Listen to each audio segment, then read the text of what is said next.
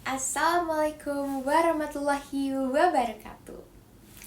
Shalom, Om Swastiastu, Namo Buddhaya, salam kebajikan, dan salam bela negara. Halo semuanya, perkenalkan saya Sri Kandi Asia Komala Putri Dia, mahasiswa Fakultas Hukum Universitas Pembangunan Nasional Veteran Jakarta dengan NIM 2510611068. Nah, pada kesempatan kali ini saya akan mengupas, menganalisis, dan membedah secara mendalam salah satu isu hukum internasional kontemporer yang sangat krusial, dinamis sekaligus memprihatinkan dalam konsistensi geopolitik global saat ini, yaitu mengenai perang dan konflik bersenjata dalam pagar konteks hukum internasional. Nah, perang dalam realitas empiris hari ini bukan hanya sekedar catatan di lembaran sejarah masa lalu atau materi tekstual di dalam buku-buku hukum. Kita menyaksikan bersama bagaimana konflik Rusia dan Ukraina yang berkepanjangan, eskalasi militer yang destruktif di Timur Tengah, hingga konflik internal di berbagai belahan dunia yang terus memakan korban jiwa. Nah, di tengah situasi yang kacau tersebut, seringkali muncul skeptisisme dari publik yang mempertanyakan keandalan hukum internasional. Nah, munculnya pertanyaan-pertanyaan mendasar seperti apakah terjadinya perang menandakan bahwa hukum internasional telah runtuh? Apakah hukum internasional mandul dalam menghadapi negara-negara yang berkekuatan besar? Atau justru sebaliknya, di tengah berkecamuknya perang, disitulah hukum internasional harus ditegakkan dengan kapasitas yang paling keras dan tanpa kompromi sama sekali. Nah, untuk menjawab hal tersebut secara komprehensif, kita harus membedah perang bukan hanya dari sudut pandang politik atau militer, melainkan murni dari kacamata dan perspektif hukum internasional. Dalam tatanan hukum internasional modern, konsepsi mengenai perang tidak berada dalam ruang hampa. Komunitas internasional telah lama membangun kerangka hukum yang ketat untuk mengatur, membatasi, dan mengadili tindakan-tindakan yang berkaitan dengan kekerasan bersenjata.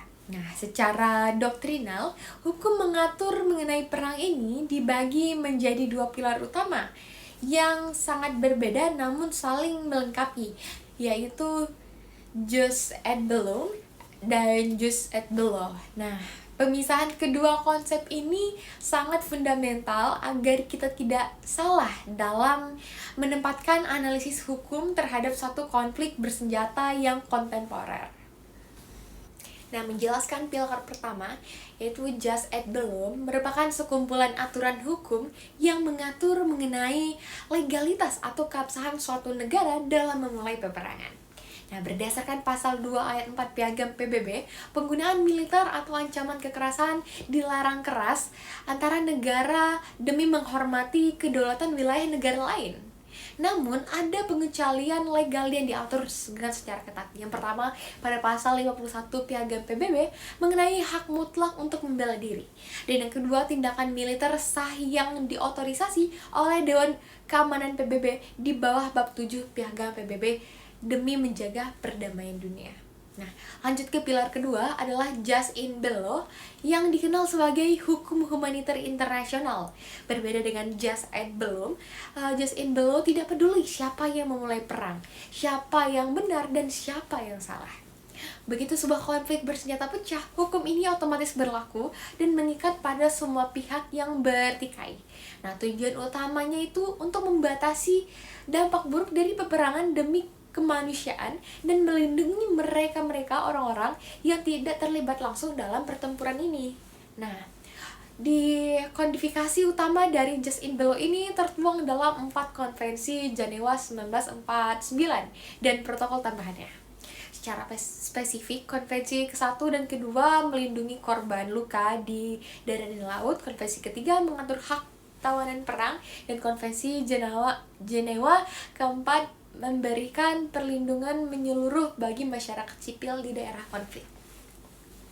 Nah, dalam menjalankan hukum humaniter internasional, terdapat 4 prinsip absolut yang wajib dipatuhi. Yang pertama, distingsi, yaitu pembedaan. Pihak yang berperang wajib membedakan secara tegas antara mana yang tentara, warga sipil, serta menentukan objek sipil seperti rumah sakit, sekolah, pemukiman. Nah, serangan hanya boleh diarahkan kepada kombatan dan objek militer. Nah, yang kedua ada prinsip proporsionalitas. Keuntungan militer yang diharapkan dari suatu serangan tidak boleh melampaui atau tidak boleh sebanding dengan tingkat kerugian atau kehancuran yang dialami oleh masyarakat sipil di sekitarnya. Nah, lalu yang ketiga ada prinsip kebutuhan militer. Nah, yang mana kekuatan militer digunakan hanya boleh sebatas apa yang diperlukan secara objektif. Nah, seperti untuk melemahkan pertahanan musuh, bukan untuk membalas dendam.